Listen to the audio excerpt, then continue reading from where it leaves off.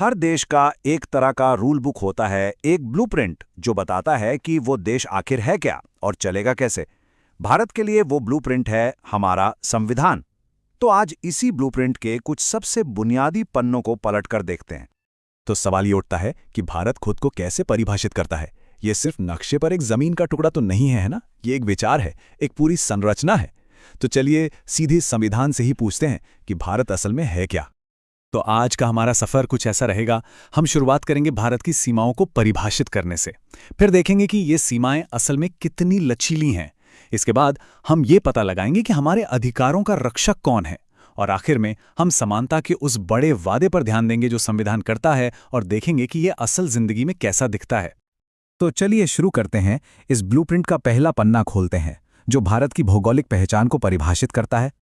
संविधान की शुरुआत ही एक बहुत बड़ी बात से होती है। ये देश को दो आधिकारिक नाम देता है, इंडिया और भारत। और ये इसे एक फेडरेशन नहीं बल्कि राज्यों का संघ या यूनियन ऑफ स्टेट्स कहता है। पर इस एक शब्द का मतलब क्या है? देखिए, ये सिर्फ शब्द नहीं है, इनका मतलब बहुत गहरा है। राज्यों का संघ इस बात पर जोर देता है कि भारतीय संघ टूट नहीं सकता। ये अमेरिका की तरह नहीं है जहां राज्यों के बीच किसी समझौते से देश बना हो। इसीलिए किसी भी राज्य को इससे अलग होने का कोई अधिकार नहीं है। मतलब ये संघ अविभाज्य है, इसे तोड़ा नहीं जा सकता। अच्छा, अब यहां एक बहुत दिलचस्प मोड़ आता है। जहां देश एक है और टूट नहीं सकता, वहीं उसके अंदर के जो राज्य हैं वो पत्थर की लकीर नहीं है। हमारा संविधान केंद्र सरकार को देश का नक्शा फिर से बनाने की एक अनोखी शक्ति देता है, और ये प्रक्रिया अपने आप में बहुत दिलचस्प है। अनुच्छेद 3 संसद को किसी भी राज्य की सीमाओं को बदलने, उसके क्षेत्र को घटाने, बढ़ाने या यहाँ तक कि उसका नाम बदलने की भी शक्ति देता है। हाँ, इसके लिए राष्ट्रपति की सिफारिश जरूरी है और उस राज्य से पूछा भी जाता है। लेकिन, और ये सबसे अहम बात है, अंतिम फैसला संसद का ही होता है, भले ही राज्य सहमत ना हो। और ये लाइन इस रिश्ते को एकदम सटीक तरीके से समझाती है। भारत विनाशी राज्यों का एक अविनाशी संघ है। मतलब संघ को नष्ट नहीं किया जा सकता, लेकिन राज्यों को फिर से बनाया या बदला जा सकता है। ठीक है, तो हमने जमीन की बात कर ली, पर देश तो लोगों से बनता है ना, और लोगों के होते हैं अधिकार। तो बड़ा सवाल ये है कि इन अधिकारों की गारंटी कौन देता है? हम किसके खिलाफ अपने अधिकार मांग सकते हैं? इसका जवाब है अनुच्छेद 12 में। ये राज्य या द स्टेट शब्द को परिभाषित करता है, और ये परिभाषा बहुत बहुत जरूरी है, क्योंकि यही तय करती है कि हम अपने मौलिक अधिकारों के उल्लंघन के लिए किसका दरवाजा खटखटा सकते हैं। और जरा इस लिस्ट को देखिए, कितनी लंबी और व्यापक है। इसमें सिर्फ केंद्र और राज्य सरकारें ही नहीं, बल्कि नगरपालिकाएं और पंचायतें भी शामिल हैं। और तो और LIC, ONGC, यहाँ तक कि BCCI और विश्वविद्यालय जैसी संस्थाएं भी राज्य की परिभाषा में आती हैं।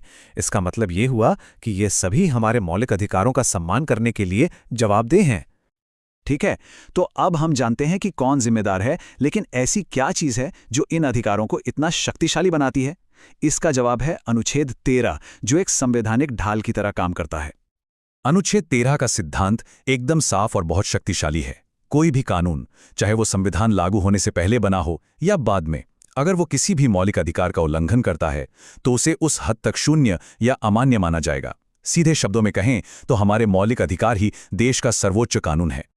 और इस सर्वोच्च कानून की नींव में जो सबसे पहला और शायद सबसे महत्वपूर्ण अधिकार है, वो है समानता का अधिकार, जिसकी रूपरेखा अनुच्छेद 14 में दी गई है। तो अनुच्छेद 14 समानता को दो तरीकों से देखता है। पहला, कानून के समक्ष समानता, जिसका सीधा सा मतलब है कि कोई भी व्यक्ति कानून से बड़ा नहीं है। और दूसरा, कानूनों का समान संरक्षण, जिसका मतलब है कि एक जैसी परिस्थितियों में लोगों के साथ एक जैसा व्यवहार किया जाना चाहिए। ये दोनों मिलकर एक बहुत मजबूत आधार बनाते हैं। इसके ठीक बाद आता है अनुच्छेद 15, जो भेदभाव के खिलाफ एक स्पष्ट निर्देश देता है। ये कहता है कि राज्य किसी भी नागरिक के साथ केवल धर्म, नस्ल, जाति, लिंग या जन्मस्थान के आधार पर भेदभाव नहीं कर सकता। यहाँ केवल शब्द बहुत महत्वपूर्ण है, जो इसके दायरे को एकदम सटीक बनाता है। और ये सिर्फ एक किताबी बात नहीं है, संविधान इसे बहुत व्यावहारिक बनाता है। ये साफ करता है कि किसी भी नागरिक को दुकानों, होटलों, कुओं, तालाबों, सड़कों और दूसरी सार्वजनिक जगहों का इस्तेमाल करने से इन आधारों पर नहीं रोका जा सकता। और यह अधिकार न सिर्फ राज्य के खिलाफ बल्कि दूसरे व्यक्तियों के खिलाफ भी सुरक्षा देता है। लेकिन यहाँ एक सवाल उठता है, क्या समानता का मतलब ये है कि सबके साथ हर हाल में एक जैसा बर्ताव हो? संविधान का जवाब है नहीं।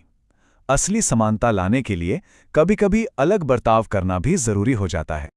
अनुच्छेद 15 खुद ही राज्य को कुछ समूहों के लिए विशेष प्रावधान करने की इजाज़त देता है, जैसे महिलाओं और बच्चों की सुरक्षा के लिए या सामाजिक और शैक्षिक रूप से पिछड़े वर्गों, एससी और एसटी समुदाय की उन्नति के लिए। इन्हें भेदभाव नहीं बल्कि समानता लाने का एक जरिया माना जाता है, ताकि जो लोग पीछे रह गए हैं उन्हें बराबरी पर लाया जा सके। तो भारत का खाका, उसका संविधान, कोई पत्थर की लकीर नहीं बल्कि एक जीवंत दस्तावेज है। ये हमें एक राष्ट्र के रूप में हमारी पहचान की नींव तो देता है, लेकिन साथ ही समाज की ज़रूरतों के साथ खुद को बदलने की गुंजाइश भी रखता है। और ये हमें इस सवाल के साथ छोड़ जाता है कि समय के साथ ये सिद्धांत और कैसे विकसित होंगे।